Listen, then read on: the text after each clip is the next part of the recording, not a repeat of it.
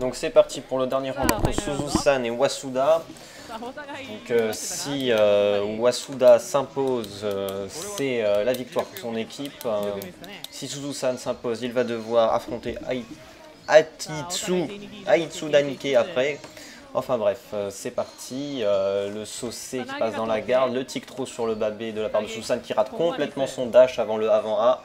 C'est dommage parce que ça fait très mal normalement la chope de Lambda. Le quart arrière des deux, Wasuda qui passe dans la garde, Suzu-san Konnichiwa qui passe le spammage de C avec le dash anti-air. La furie de Suzu-san à l'autre bout de l'écran qui claque une roue pour entamer la garde de l'adversaire, mais qui trouve une ouverture de garde et là c'est fini. Avant A, carrière aérien, avant A, carrière aérien.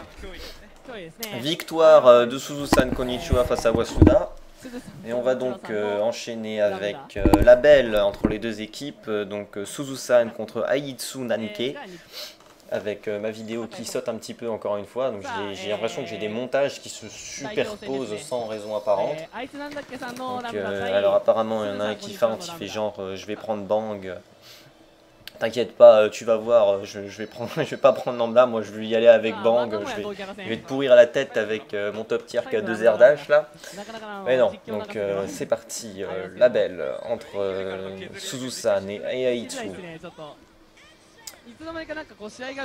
Alors, Aitsu qui essaye de repousser l'adversaire, le saut arrière badé de Suzu-san qui passe, Aitsu qui zone avec un arrière D à l'autre bout de l'écran. C'est pas évident à lire hein, quand on connaît pas BlazBlue Lambda, la feinte de Dashlo qui n'est pas passée sur Suzu-san, il connaît bien la phase, il aime bien, il ne se laissera pas avoir. La balayette après la feinte d'overhead de Aitsu qui passe, l'air chop sur la tentative de fuite de Suzu-san. Aitsu qui bloque le burst de Suzu-san qui est complètement passé dans le vœu, perdre un burst c'est quand même un peu dommage. Le D de zoning de Aitsu qui passe dans la garde et de l'autre côté Suzu-san qui presse avec des arrière D, ça zone, le petit combo de la part de Aitsu. La roue en D qui touche Aitsu de la part de Suzu-san avec un petit combo, il n'a pas fait énormément de dégâts. La furie de Suzu-san qui passe dans la garde mais qui lui ouvre un pressing. Il ne place pas ce genre de furie pour que ça passe. Hein, bon, si ça passe, pourquoi pas, hein, on va pas cracher dessus, mais c'est pas le but. Aitsu qui balance le combo avec le dash low rapid cancel et qui amène jusqu'au coin avec le combo de base classique qui termine sur la furie de la part d'Aitsu. Premier round pour Aitsu. Les deux ont claqué un burst, donc pour ce round là, Aitsu n'a pas de burst, vous voyez il est grisé en haut à droite, on gagne un burst uniquement lorsqu'on perd. Et on ne peut pas dépasser 2 bursts, donc même si c'est en 3 rounds, vous n'aurez jamais plus de 2 bursts. Le arrière B overhead de Aitsu qui est passé, mais il a complètement raté son combo. Le dash low qui passe, il rate encore une fois son combo. Ça rate des confirmes, ça zone all. Aitsu qui dash pour esquiver le arrière D de Suzu-san et qui punit directement avec le rush, mais finalement Suzu-san burst et réussit à reprendre l'avantage, il repousse son adversaire dans le coin, arrière D pour presser, arrière D encore une fois, arrière D reste dans le coin, le badé de Suzu-san qui passe dans le vent et puni par Aitsu qui fait un gros combo avec le dash qui rate encore une fois son carrière derrière, il était un peu trop près pour le placer, cette fois-ci c'est Suzu-san qui lui rend l'appareil, il fait carrière D, rapid cancel, D, c'est pas suffisant, il a rapid cancel son derrière carrière D pour essayer d'achever son adversaire directement avec encore 2 drives carrière D, mais c'était pas suffisant, bien un bon réflexe de la part de Suzu-san qui remporte ce round, le carrière D instant directement de la part de Suzu-san qui ne passe pas, le dash low de Aitsu qui passe, qui pousse Suzu-san dans le coin et c'est parti pour le gros combo. Allez, avant A, arrière D, avant A, arrière D. Il rate un petit peu, mais c'est pas grave, il a pressing quand même. L'air chop trouvé directement par Aitsu, là, il prend cher Suzu-san, il a pas de burst. La chop en combo qui passe, il s'est gratté, il a pas déchopé. Et Aitsu qui se rate aussi, il place sa chop, il rapide cancel, mais au lieu de faire une balayette, il fait un carrière C qui fait apparaître le magnetic field, mais hors de l'écran, ça ne sert à rien. mon micro qui s'est cassé la figure, c'est pas grave. Aitsu qui s'impose au final sans trop de difficultés sur ce round. Il a juste été un petit peu gratté par un dash low de Suzusan. Très bien joué, hein. La pression là qu'a placé Aitsu. Dommage le petit raté sur la shop, mais on a senti que Suzusan était complètement en panique parce que sinon il aurait déchopé tout simplement. Hein. Je veux dire, les chops en combo, quand on est calme, on peut les déchoper en réflexe, c'est pas trop de problème, mais là il devait être un peu en panique. Donc on enchaîne avec le dernier tour préliminaire de ce tournoi avec Nebuta qui va jouer Laichi, accompagné de Yuden qui joue Taokaka face à Chin Tiger. Alors c'est pas vraiment son nom, il y avait des kanji, ils n'étaient pas affichés sur mon écran et de toute façon j'aurais pas su les lire, donc je vais appeler Chin.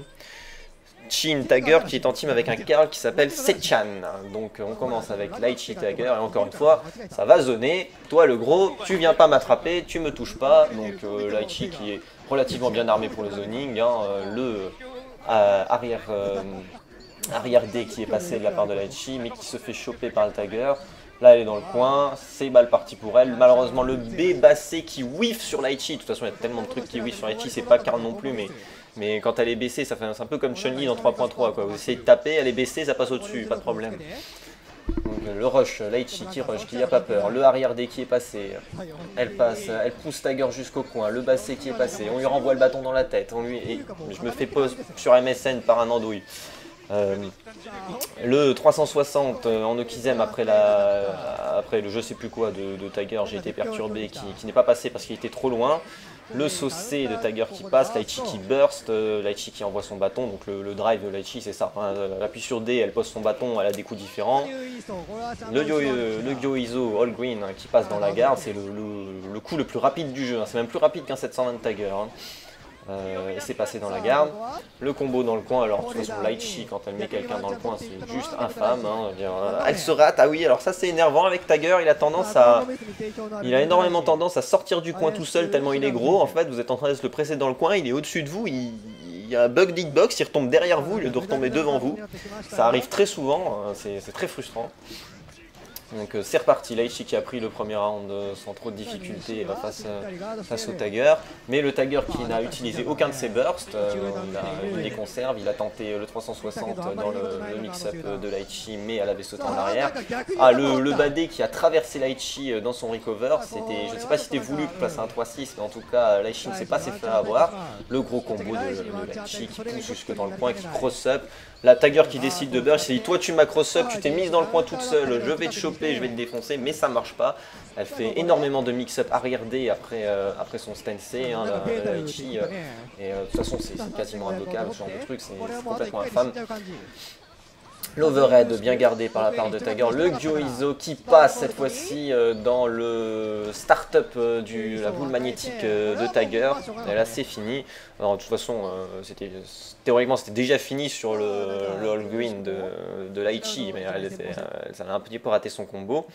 Donc on va enchaîner dans la prochaine vidéo avec le deuxième match, donc Yuden Taokaka contre Sechan Karl, et à mon avis le Karl il va peut-être avoir du mal parce que Taokaka ça va très vite et Karl c'est un gros perso de zoning.